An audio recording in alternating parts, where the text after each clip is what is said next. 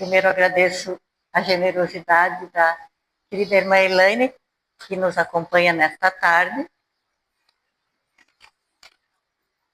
E agora, como a irmã Elaine já falou, uma boa tarde a todos. Que bom que estamos juntos na casa de Erasto, que não cansamos de dizer que é a nossa casa amada de amor e caridade, onde todos nós somos ceareiros e sempre convidados a aqui estar.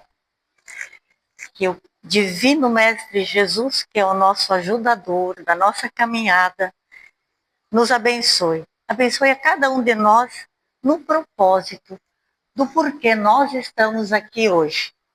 Abraçamos cada um e os nossos queridos irmãos do Lar dos Idosos.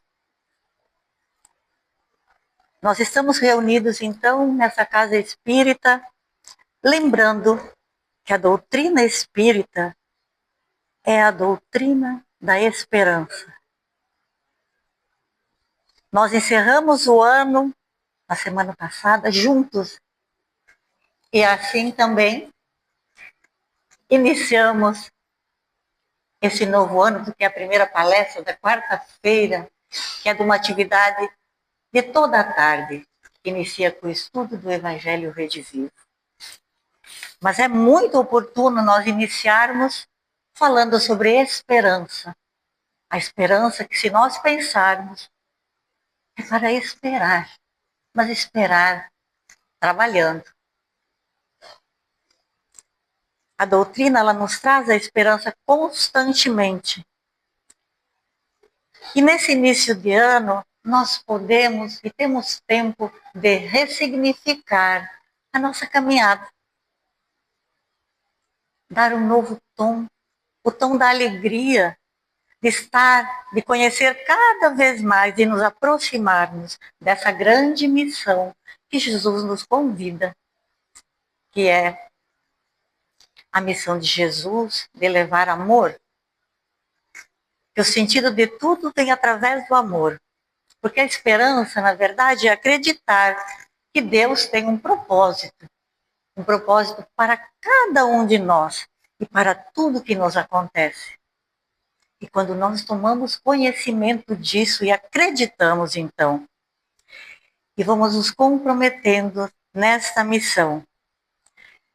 Lembrando também lá do capítulo 19, até Transporta a Montanha, que a fé é mãe da esperança e da caridade. Uma vai construindo a outra.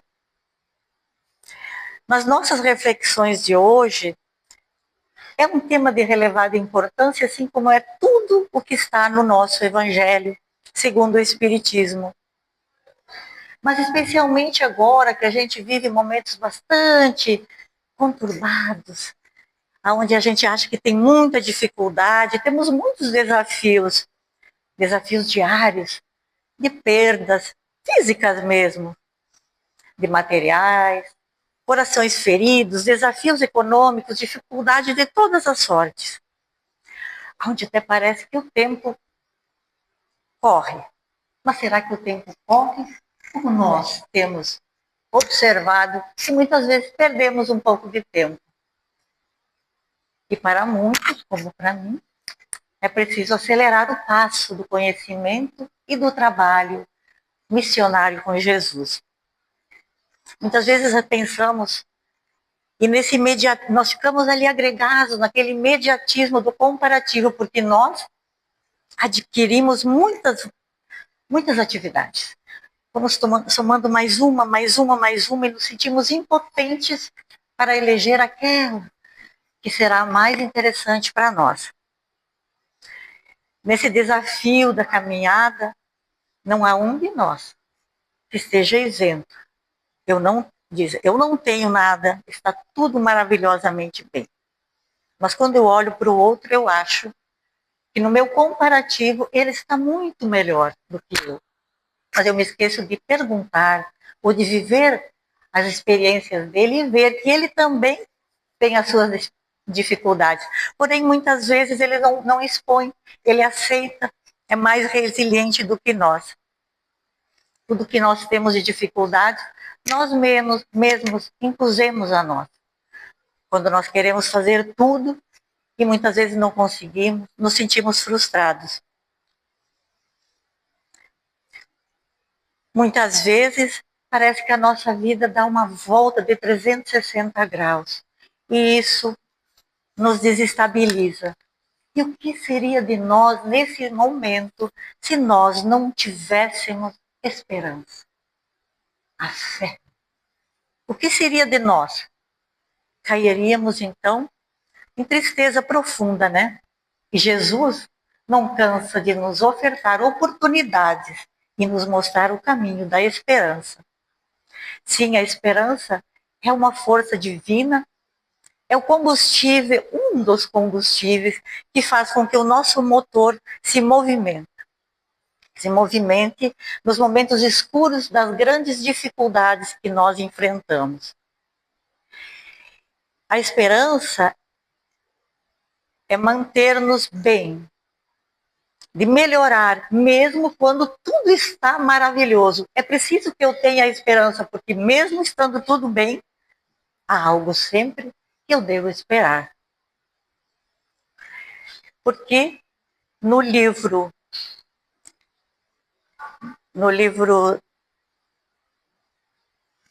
esqueci o nome do livro agora, desculpe, mas há um livro que diz que a esperança é a enfermeira incansável da nossa caminhada. É a doce enfermeira que nos auxilia, porque se nós perdemos a esperança, começamos a perecer, ou então nos deprimir. A esperança, quando a temos, a gente não vai se frustrar, porque nós esperamos em Cristo de Deus. E nele temos sempre o convite de seguir, de ir em frente. E no livro Renúncia, nós temos uma mensagem de Alcione que nos diz que viver sem esperança é viver um grande mal. Porque ela é a força que nos dá direção para essa vida. É um sentido para a vida a esperança. Porque no mesmo capítulo, no capítulo 13 desse livro Renúncia, Emmanuel fala que Alcione constantemente diz que a nossa fé deve ser inabalável. Porque se nós lembramos o porquê nós viemos aqui hoje, a gente sabe, não é mesmo? E nós sabemos, então, vamos à casa de Erasto por algum motivo. Normalmente nós pensamos que viemos para ajudar o outro, o meu irmão, um parente, ou ajudar um coletivo. Porém, Jesus e o Evangelho nos traz uma mensagem de que é a mim que eu devo curar primeiro. É sobre mim. É quando nós somos por nós mesmos. Nós vamos nos transformando para então sim ajudar todos quantos nos buscam nesses momentos.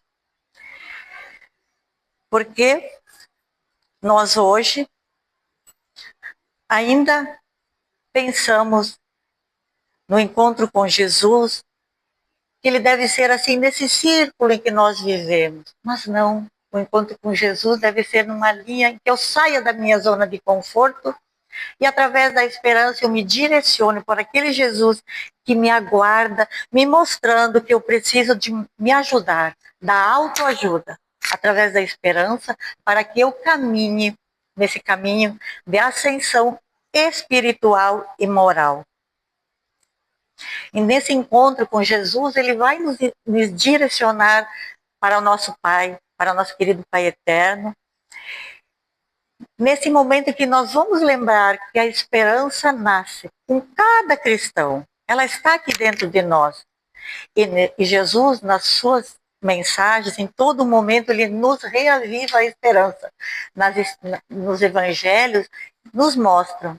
Por exemplo, no capítulo Bem-aventurados os aflitos, ele nos ensina que a dor são desafios para o progresso espiritual. E o sofrimento, ele não é para sempre. Ele é, sim, educativo. E que tudo passa, o bom e o ruim. com novas fases, com novos aprendizados. É para que possamos viver não fechados, não presos, aprisionados, mas livres para nossas escolhas, para a nossa transformação moral e espiritual. Porque se quando nós chegarmos lá na espiritualidade, nós vamos ver quanto foi bom iniciarmos a nossa caminhada aqui. Pode ser agora, como hoje à tarde. Muitos de nós iniciam hoje, outros vêm sempre. Então, é importante que nós iniciemos, porque com a crença em Deus e a nossa vontade, seguiremos rumo à nossa espiritualidade mais organizada. Porque quando nós chegarmos no plano espiritual, não é que nós não vamos mais ter oportunidade. Não, a oportunidade sempre está lá. O convite do nosso Pai sempre estará para que nós possamos ascender, ir para frente. E nem nos será cobrado o que nós fizemos de menos e o que nós fizemos excessos. Nada disso será cobrado. Mas nós, espíritas, já com mínimo conhecimento, vamos ficar tristes porque perdemos algum tempo na nossa caminhada. Apenas isso, a oportunidade sempre se abrirá para nós. E lembrar que todo sacrifício que hoje fizermos, o que nos parece sacrificante, é em benefício do nosso futuro. Assim como é na nossa vida física. Todo o nosso trabalho ele vai reverter em conforto, em bem-estar. E assim é. Tudo que nós fizermos será remetido, nós levaremos como bagagem. O que importa para todos é começar. E não é começar a dizer, eu vou começar agora a trabalhar com Jesus, na caridade, aprendizados, e que eu vou ficar, abandonar tudo, me despojar e ir. Não. Começar com leveza, com alegria. Começar hoje, mas lembrar que cada um de nós tem um tempo de começar. E nós pensamos, então, se a esperança está aqui, como eu faço para ela despertar? A esperança, ela desperta através do conhecimento. Buscando o conhecimento e da fé raciocinada através do conhecimento que nós temos. Porque a esperança, ela vai gerar a certeza. Exemplo, hoje nós estamos aqui e sabemos que voltaremos para a nossa casa, para o conforto do nosso lar. Esta é a nossa esperança, porque lá é bom. Nós viemos aqui alimentar o nosso espírito, mas nós certamente voltaremos para lá.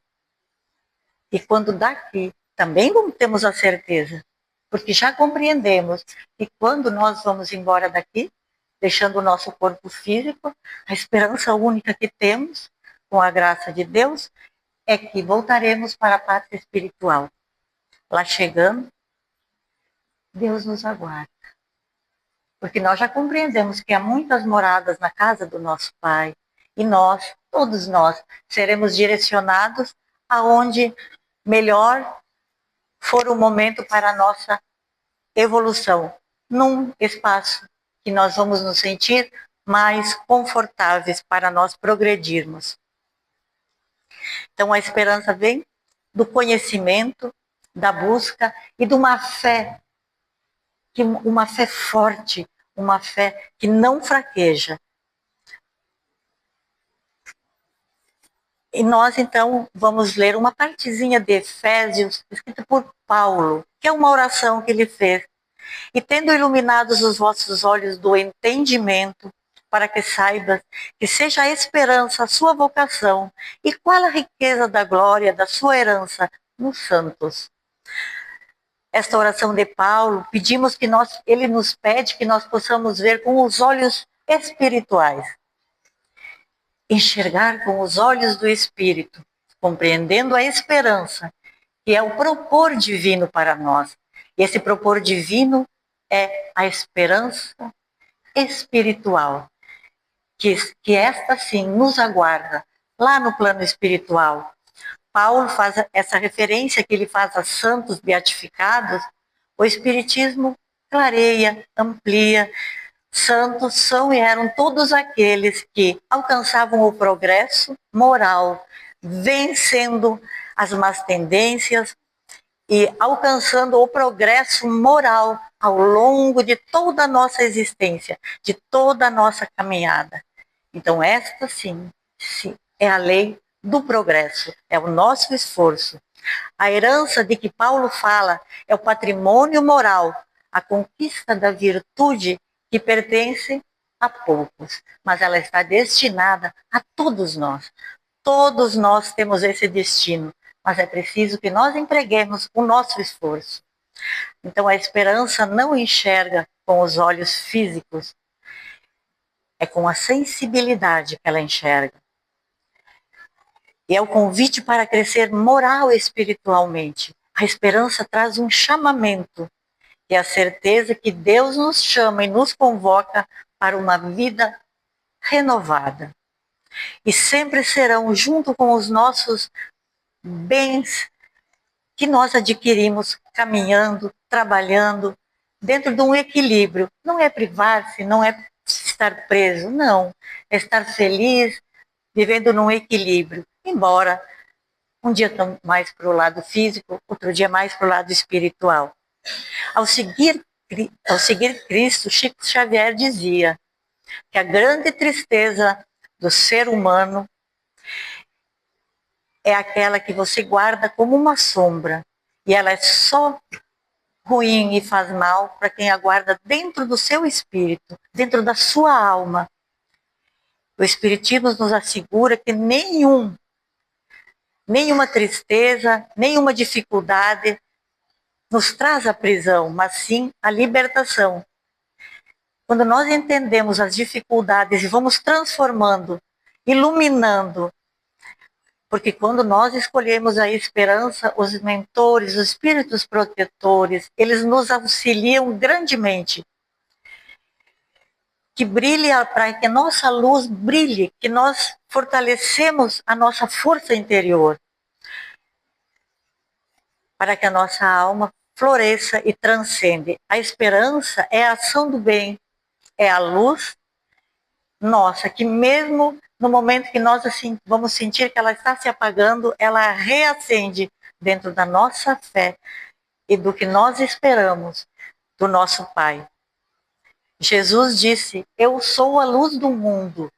E nós, como seus irmãos que somos, podemos também iluminar primeiro a nós mesmos e depois aqueles que caminham conosco.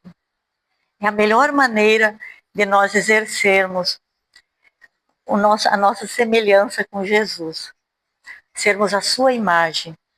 E eu vou fazer uma referência ao Papa João Paulo II, que ele sempre ele era um líder religioso que nos trazia sempre a mensagem, a todos aqueles que eu seguia, ou que leem os escritos dele, ele falava sempre muito na fé e na esperança. A fé é fundamentada no conhecimento de Cristo, ele dizia. A fé não é um sentimento vazio, mas é a certeza da presença de Deus em nossas vidas e na sua promessa de salvação, que nada mais é do que a vida que segue. Afirmava que a esperança capacita todo cristão para enfrentar todas as suas desilusões, transformando o mundo e transformando o seu entorno. E ele ainda dizia que nós estamos com a esperança capacitados para transformar o sofrimento em alegria e conhecimento. Ele mesmo ele foi se transformando num símbolo da esperança para aqueles que o seguiam. E ele levava sempre uma mensagem clara para todos aqueles que ele falava. E falava com líderes religiosos e também com governantes, e ele simplesmente dizia no final dos seus discursos que não tenhais medo, libertai o vosso povo. Então vamos trazer para nós que podemos nos libertar olhando para Jesus, esse exemplo amoroso e gentil. É para sermos livres na nossa fé, na nossa crença, e assim também fazer que essa liberdade vá para os outros também, a liberdade da fé em Jesus, em Cristo, alicerçados e olhando para Deus sempre. A esperança, através de Cristo, de que a vida segue, porque nós, hoje, quando estamos há muito tempo no Espiritismo, vencemos o medo da morte. Já é um grande passo, não que nós estejamos assim isentos, temos ainda um certo receio, mas aquele pavor, aquele pânico, nós já perdemos. A ação para a transformação, ela vem do trabalho na fé, na confiança mesmo diante do sofrimento, vendo nele o sofrimento, o caminho para a alegria futura, ver como um obstáculo temporário. Mas é preciso que nós compreendamos e vamos vivendo com a nossa esperança a fé raciocinada. Essa fé raciocinada que nos auxilia tanto. A esperança é a força que sustenta todo cristão. E sustentou no passado, sustenta hoje e sustentará, junto também com a fé e tantos sentimentos amorosos e gentis que Jesus nos trouxe através dos seus escritos e os seus ensinamentos. A esperança, então, sendo essa força sustentadora, é o farol a iluminar os caminhos, lembrando que a vitória virá. E ela está unicamente em Deus. Vamos fazer esse caminho com alegria e com satisfação, semeando a paz. Farei pequenos comentários sobre o livro da Boa Nova, de Chico Xavier, pelo espírito de Humberto de Campos. Porque nessa obra não há um capítulo específico que se fala sobre a esperança, mas é uma obra que é atravessada por um fio invisível, o fio invisível da esperança. Toda obra, ela traz esse certificado da esperança, da fé, da caridade, como um fio que sustenta corações fragilizados, reergue e reage para os espíritos abatidos, renova a existência de todos nós. A esperança aqui descrita, ela não é uma mera ilusão, é uma força moral muito real que nos transforma, sempre transforma para o bem. Então, o comentário, quando Jesus chega no capítulo da Boa Nova, onde Humberto de Campos o descreve, ele surge como mensageiro do Evangelho, a mensagem da Boa Nova, como o farol que ilumina a nossa humanidade sofrida. Humberto de Campos descreve que com Jesus nasce uma nova esperança, uma nova compreensão para a vida espiritual. É a redenção e o progresso moral espiritual. Quando no capítulo em que se descreve Maria, nós vemos aquela figura terna e carinhosa de Maria, que irradia serenidade e paz. Ela traz aquela tranquilidade, aquela fé tranquila, convicta, uma fé que não se abala. A esperança de quem confia plenamente em Deus. Maria não apenas ensina sobre a esperança, mas ela é personagem, personifica a esperança no seu falar, no seu olhar, no pouco falar e no muito agir. O comentário é quando após Jesus desencarnar na sua crucificação, o livro mostra que os seguidores de Jesus ficaram todos desalentados.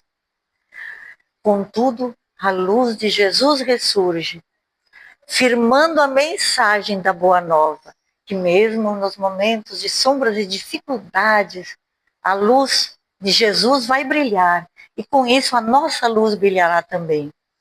Sempre fortalecidos na fé, a esperança nos aproxima cada vez mais de Deus, nosso Pai.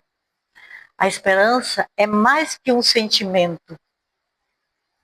Ela aparece como uma grande virtude divina, capaz de renovar vivências, e de uma jornada evolutiva muito mais gloriosa.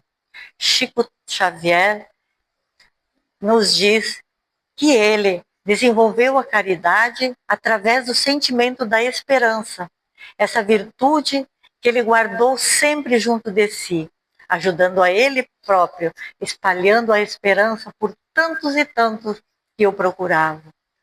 Madre Teresa de Calcutá manteve a esperança viva, ensinando aos fracos e oprimidos da época que não é não sentir dor, porque a dor ela virá, é sentir a dor, ter fé, e ela mostrava, vivia junto com esses fracos doentes, ela vivia tudo o que ela ensinava, porque muitas vezes é fácil nós estarmos aqui ensinando, falando, mas vivenciar e compadecer-se do nosso irmão é mais complicado.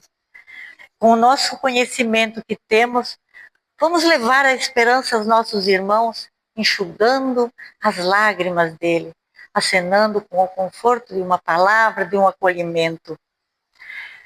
Um abraço amigo, um ombro para se encostar muitas vezes, que é tão necessário. Vamos olhar e ver aqueles que estão em dificuldade, não apenas passar por eles e lembrar depois. Ah, eu vi e agi. A esperança nasce e cresce sem julgar ninguém. Cuidar sem exigir. Amar sem esperar retorno. Porque nós temos também muitas vezes essa exigência de eu faço uma coisa para o meu filho, eu quero que na sequência ele venha e faça algo por mim. E não é assim. A verdadeira caridade, que move também a esperança e a fé, esses três sentimentos juntos, eles precisam fazer o meu melhor a cada dia, sem cobrar nem de mim e nem dos demais. Então, eu vou falar uma pequena história para depois fazer uma leiturinha final, que é a história a história verdadeira de Viktor Frankl. Ele foi um psiquiatra judeu, um cristão judeu, se diz aqui, preso num campo de concentração, transferido por diversos deles. Cada vez os campos eram ainda mais dolorosos. Ele havia perdido toda a sua família. Ele foi a esperança dentro desses campos que manteve vivo muitos e muitos irmãos que o buscavam. Porque num determinado momento daquela angústia toda, com todas as humilhações que ele sofreu, fome, frio, miséria de todas as sortes, ele observava que aqueles que mantinham a esperança viviam mais. E ele, então, decidiu ajudar os outros, mantendo a esperança. Buscava em cada um que estava com ele saber dos seus sonhos, das suas intenções futuras, do amor por alguma pessoa, do amor por filhos. E cada dia que ele despertava, ele lembrava de para cada um dos sonhos, dos amores, das alegrias, das suas buscas.